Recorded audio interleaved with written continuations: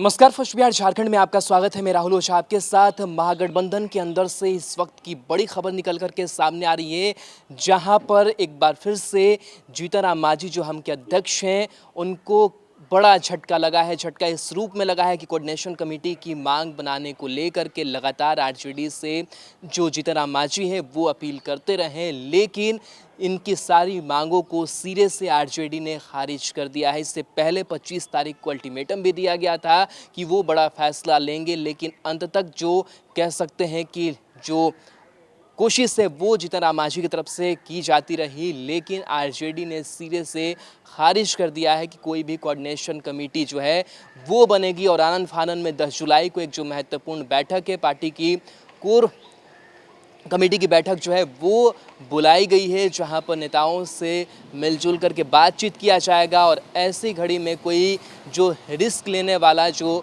फैसला है वो जीतन राम मांझी अब ले सकते हैं। साथ ही साथ जो जानकारी है वो ये भी मिल रही है कि सिर्फ जीतन राम मांझी की ही मांग ये कोऑर्डिनेशन कमेटी की नहीं थी, कांग्रेस भी लगातार मांग कर रही थी। कांग्रेस प्रदेश प्रभारी की बात करें तो वो भी लगातार ये मांग कर रहे थे।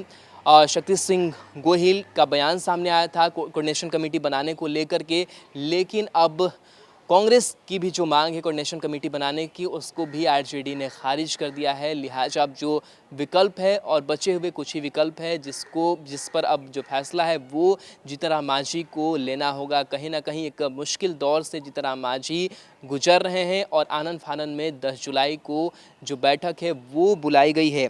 आपको बता दें कि पार्टी के कोर ग्रुप की बैठक बुलाई गई है।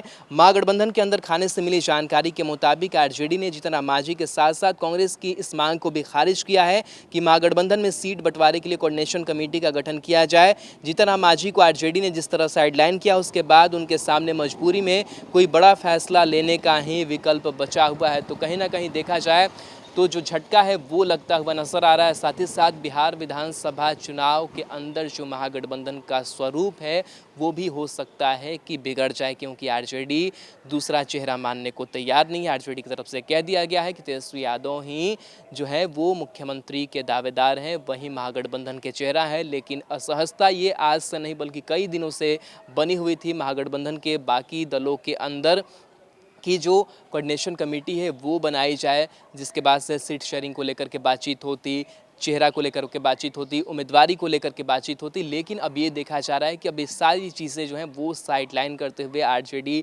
नज़र आ रही है। अब देखना दिलचस्प होगा कि आरजेडी अगर साइडलाइन इन पार्टियों को करती है तो कांग्रेस क्या रुख अपनाती है, जीतन राम मांझी की जो पार्टी हम है वो क्या रुख अपनाती है। साथ ही साथ वीआईपी के मुकेश सहनी भी है, आरएलएसपी के उपेंद्र कुशवाहा भी है, क्या ये लोग मिल करके नया समीकरण जो है वो तैयार करते हैं। तो ये तमाम जो चीज़ें हैं वो आने वाले भविष्य के घर में छिपी हुई है।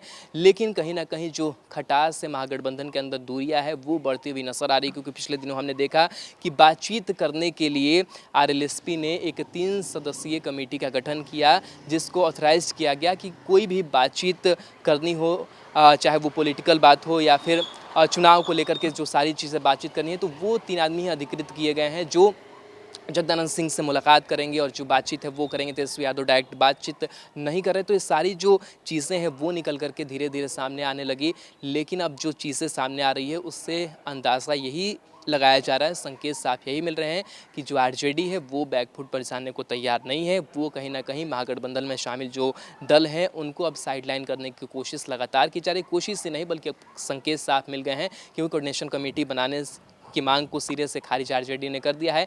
हो सकता है कि जो समीकरण है, स्वरूप है, वो बदले। इस बात पर इंतज़ार भी होगा कि किस तरीके से जो बाकी नेता है वो मिल बैठकर जो फैसला है वो लेते हैं और आगे आने वाले भविष्य में कह सकते हैं कि कुछ दिनों में, कुछ महीनों में महागठबंधन का स्वरूप क्या बनता है।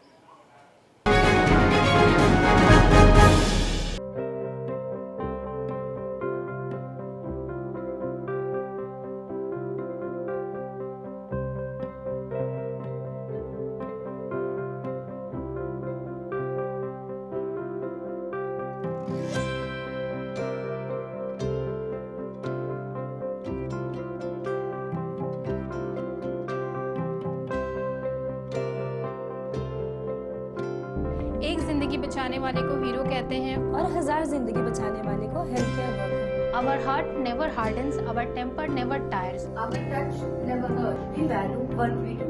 We at Paras work for cause, not for applause. Lockdown के समय, लॉकडाउन के बाद हम हैं आपके साथ।